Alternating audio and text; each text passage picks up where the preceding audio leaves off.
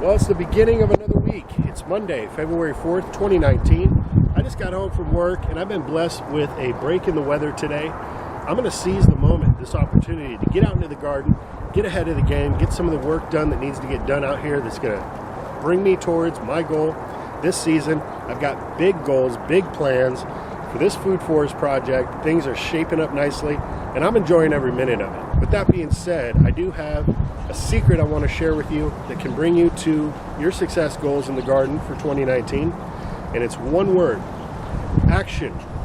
You can think about what you want to get done all day long, every day, but until you actually start to put that body in motion and get things going, you're not going to see the results that you're looking for. If you're in an area right now where the weather's really bad and you're not able to get outside, there's still so much you can do. You can draw diagrams, plan out your garden, figure out what you're going to plug in, what plants in what area of the garden, flip through seed catalogs, order some plants online, go visit your local nursery, stock up on supplies.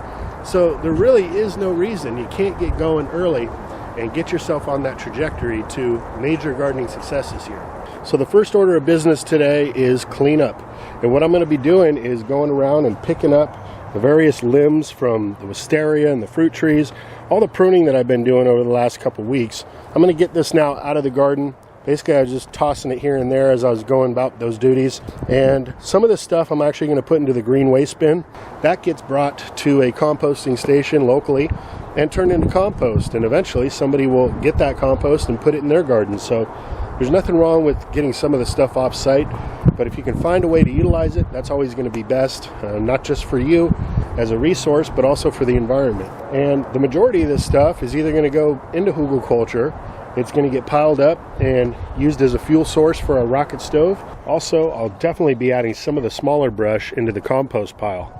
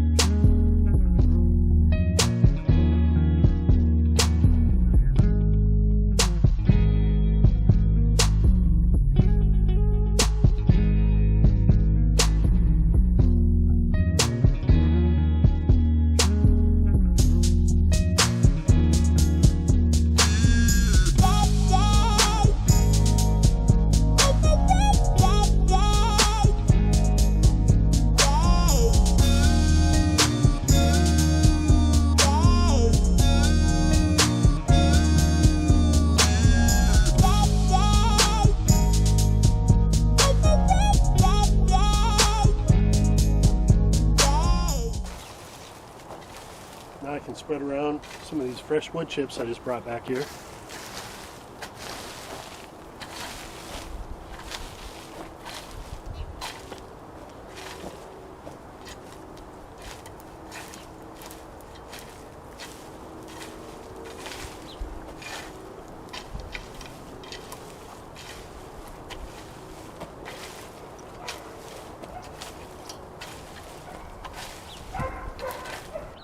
Looking much better.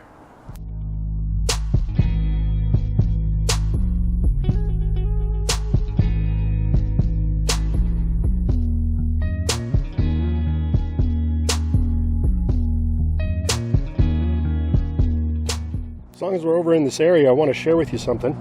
This is my compost in place garden patch, and I had a bunch of ashitaba growing over here, and you can see late fall into winter it died back, and now this ashitaba is re-emerging as a perennial. So I'm going to cut this dead growth out. Just about all of them are coming back. Here's one where I don't see any new growth. Yeah, that one's gone, but the majority of them are popping back up. See where it was dying here,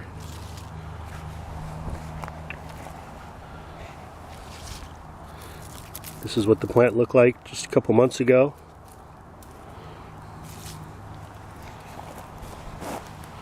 Little baby one coming back up. Another one over here. But yeah, the Ashitaba will grow either as a biennial or a perennial. I usually get over 2 years of growth before it goes to seed. So I consider it a perennial in my garden.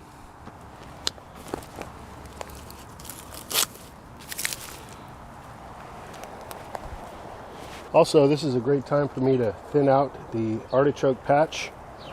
These were all transplanted pups from some of the other plants I have growing back here last year. So I need to cut out the dead growth here.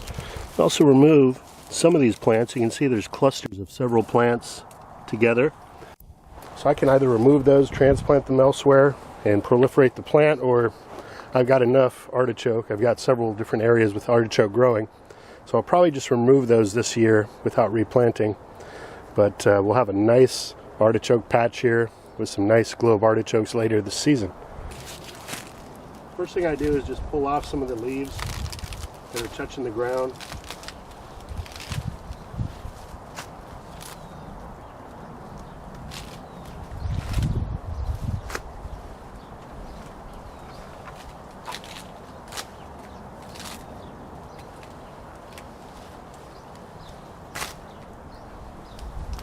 Get out this old stock here.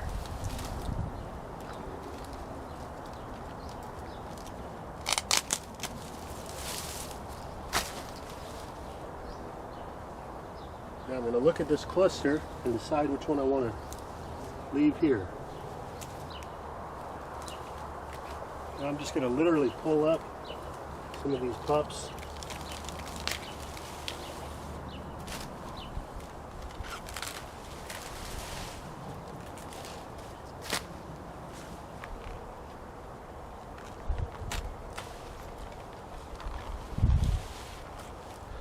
That's about all the root you really need.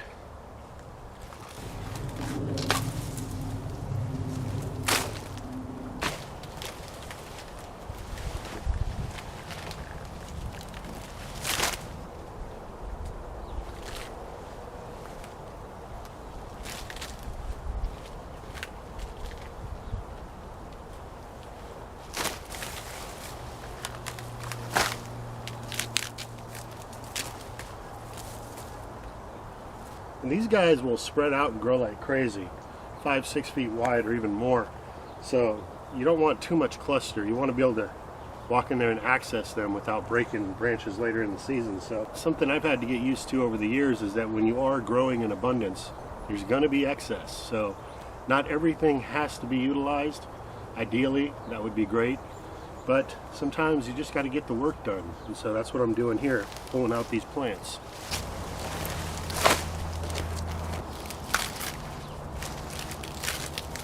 Look at that. Got a Swiss chard hiding under there, looking quite healthy. So now we've got 1, 2, 3, 4, 5, and there's a 6 down there. Now we got room for that comfrey to come back up, for that Swiss chard to take off. And look at all this organic material. Now this is stuff I'm going to keep in the garden. This will go in the compost pile, store it in the chicken coop. You could definitely use these branches and leaves as a mulching material. Just stack this around the base of your trees, or some of your more established plants. Pile it up a little bit thick. And besides producing those delicious edible artichoke globes, it's the flowers, if you don't harvest them, that are one of the most attractive in my garden. I've gotten so many compliments on the channel and people asking me, what is that big beautiful purple flower with all the bees on it? The artichoke. And the cousin of the artichoke, the cardoon, you can see the difference in the leaves, also puts off those beautiful globes that turn into flowers. But what you actually eat on this plant are the stems. They require some preparation, and to be honest, the process of preparing and cooking this plant is a bit laborious, so I actually prefer to grow it for its beauty, for those flowers, and to bring in those beneficial insects. You'll see a common theme in my garden where I have these artichokes growing between fruit trees because it's a great ground cover. It shades out everything below, and I do need to clean up this area quite a bit, but you can see how these branches just spread out 5 feet in between these trees, and they create a lot of shade, preventing the soil from drying out.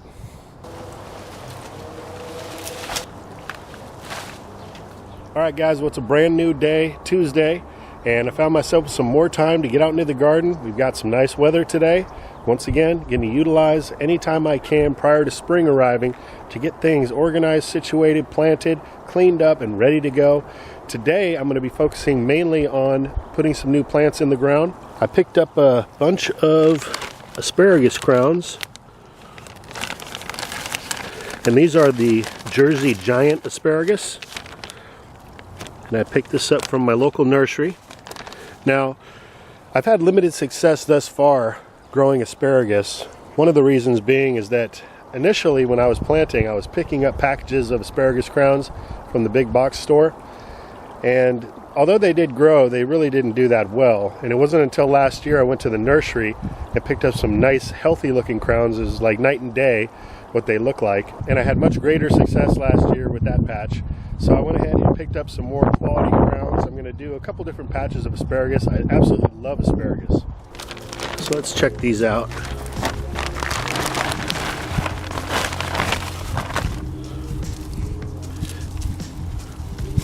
See, they come in bunches. I got 4 bunches total here.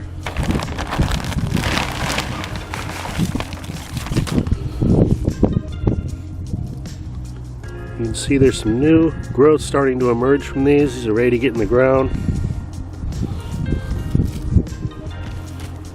So we're going to do a nice thick patch of asparagus. Now I need to figure out exactly where I want to plant them. Now the thing about asparagus is it'll actually do quite a bit better if you give it some attention. So regular watering, a little bit of fertilization up front. In the past I was planting it way in the back end of the food forest, and sometimes I'd forget about it. So I'm going to aim to plant it somewhere where I'm going to see it on a regular basis and give it some attention. If you're not familiar, the asparagus, while it's establishing its root system, grows these nice, tall, beautiful looking ferns. So it really does like a dedicated area for itself. It does best in full sun, likes good drainage. I'm thinking right through this arbor at the end of this pathway here would be a good spot. There's some weeds, some Bermuda grass growing. So I need to do some cleanup here. And I'll bring in some new compost, help freshen up the soil, and I'll get to planting. So while I'm preparing the planting site, I'm going to go ahead and rehydrate and soak these asparagus crowns in some rainwater with a bit of fish emulsion. Some folks like to use just water, or you can put some worm castings in here. Compost tea would be great. I don't have any made at the current moment, so I'm just going to be using some rainwater and fish emulsion.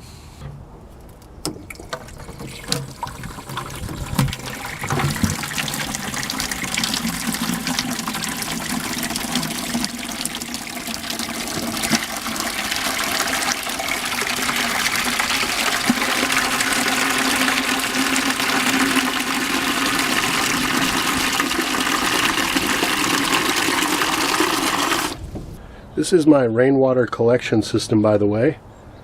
This has worked out great, and if you haven't seen the video where I explain how I put this together, I'll drop a link below this video so you can check that out.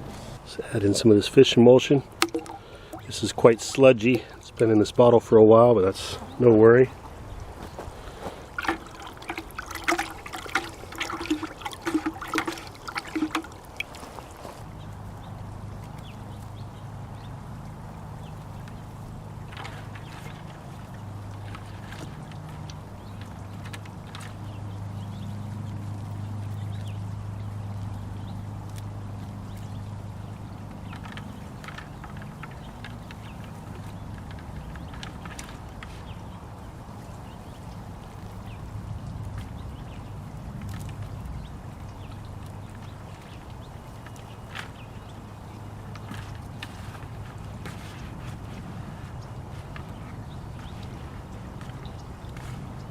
Alright, so we'll just let that marinate for a little while. About 30 minutes would be preferable. If anyone was wondering what this is, there's a hose reel under here. I just put this here to protect it from the sun, and I got this little piece of metal art from somebody who was throwing out a bunch of stuff, so I thought that looked cool. Somebody made a comment saying, That's perfect for a garden, slow food. I thought that was great.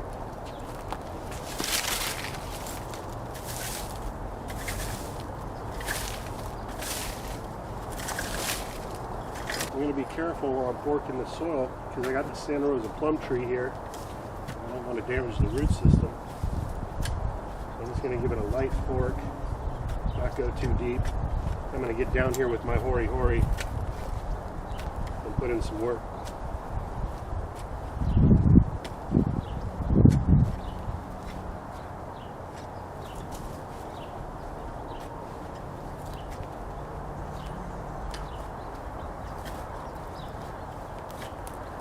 Good soil though.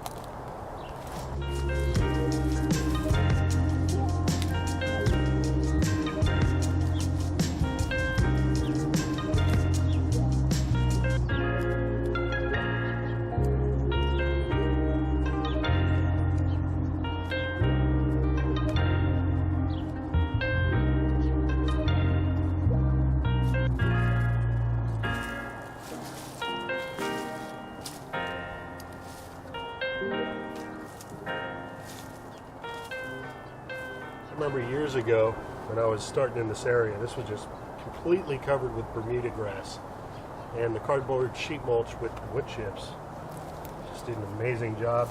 I also did get down here on quite a few occasions and pull this stuff out, and it's still coming up, but it's coming out a lot easier now that the soil's been conditioned over time.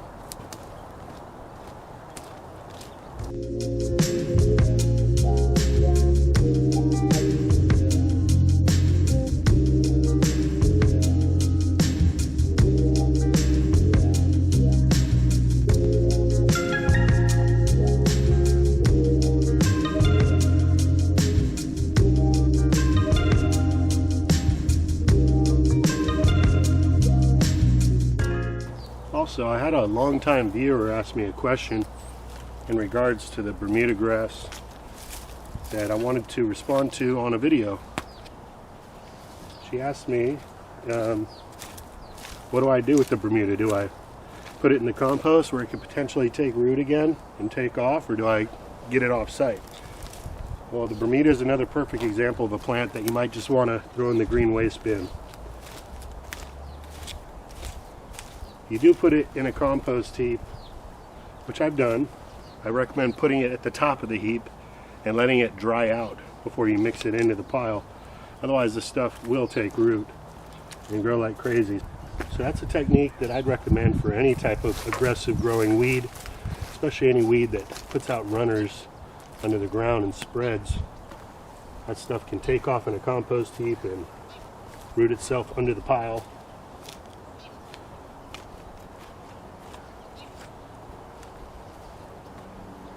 So thanks for your question. You know who you are. Alright, so I'm going to be adding in some worm castings from my bathtub worm bin here, just to give some nice nutrients to the plot. And I've been feeding the other half of the bin, so there's no worms. Might be a few left on this side. We're just left with some really nice castings. There's a few.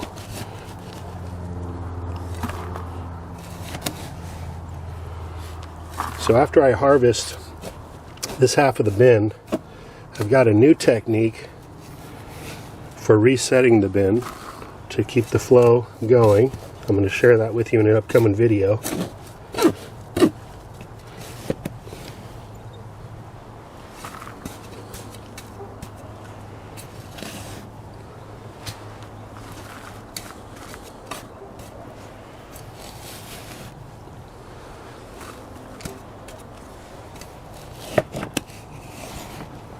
This is going to give that asparagus a good jump start. I'm also going to be utilizing some of the wood chip compost that I've been collecting from the pathways. Got a nice heap back here. Oh man, this pile is just loaded with worms too. So I'll be importing them into this new asparagus patch.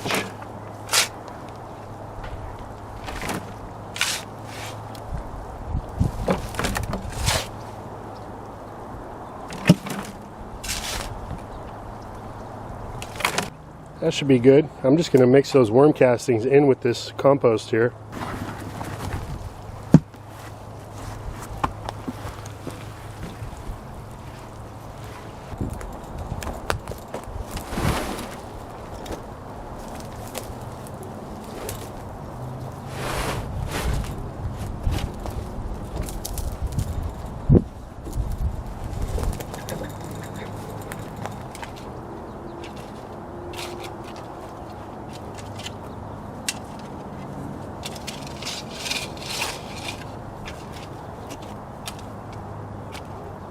I'm just going to lightly fork this in a bit.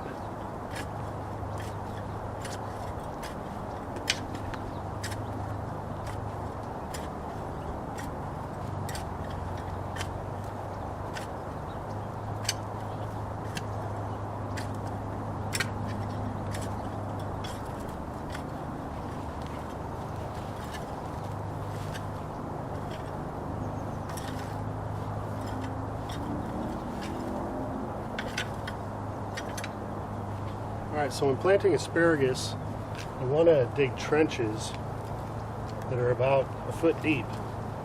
But because I do have this fruit tree here, with roots going through here, it's going to be more of a challenge. But I'm going to try to get as deep as I can without causing any damage.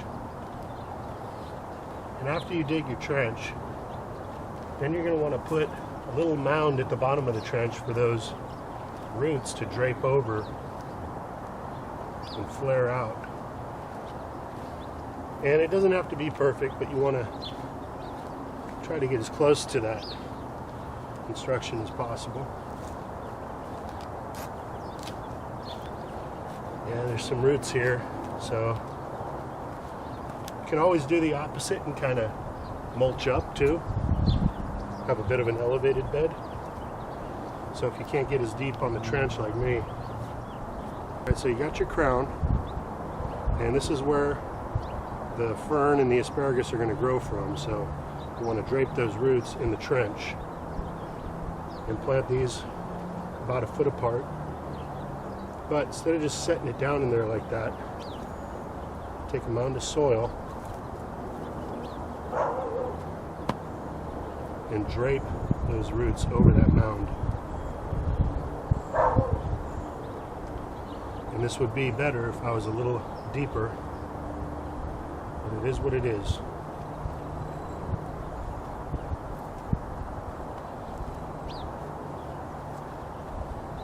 So I'm going to actually be putting some more soil in this area just to make up for the difference.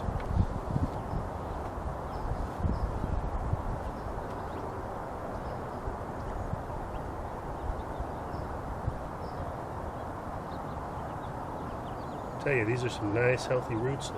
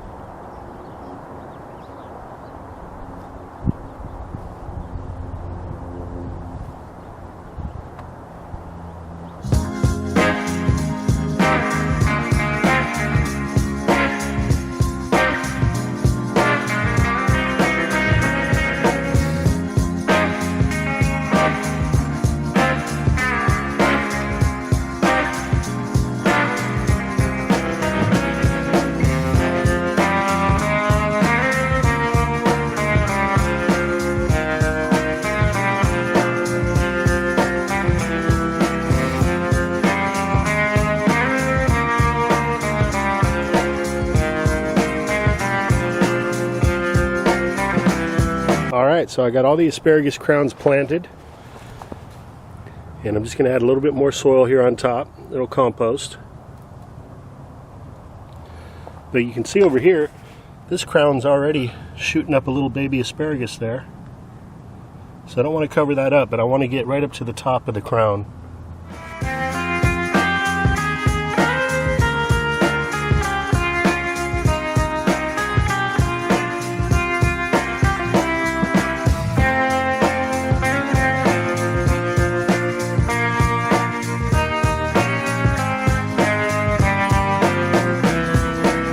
Now I'm just going to water this in really good. And it'd probably be a good idea for me to protect this patch as well from the chickens. They tend to gravitate towards newly tilled areas. Whenever I disturb the soil, they like to come by, hunt worms, see what's going on. So I'll put a bit of chicken fencing around this patch.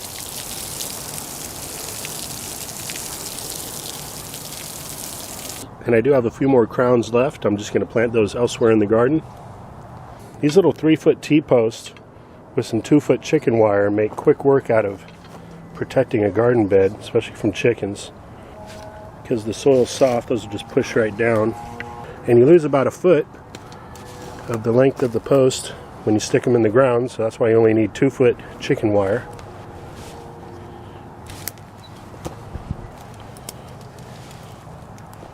I've got a bunch of little cut sections of chicken wire rolls like this. I've used this dozens of times. Hopefully this section is going to be long enough to get the whole area in one pass. Looks like, oh yeah, it is.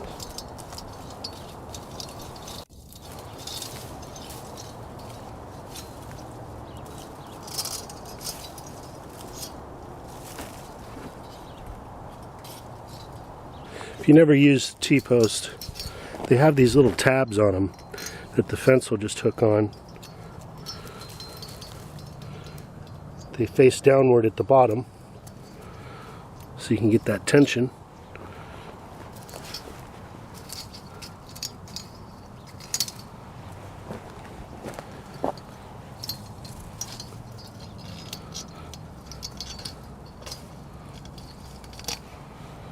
This will keep the dogs from running through here too.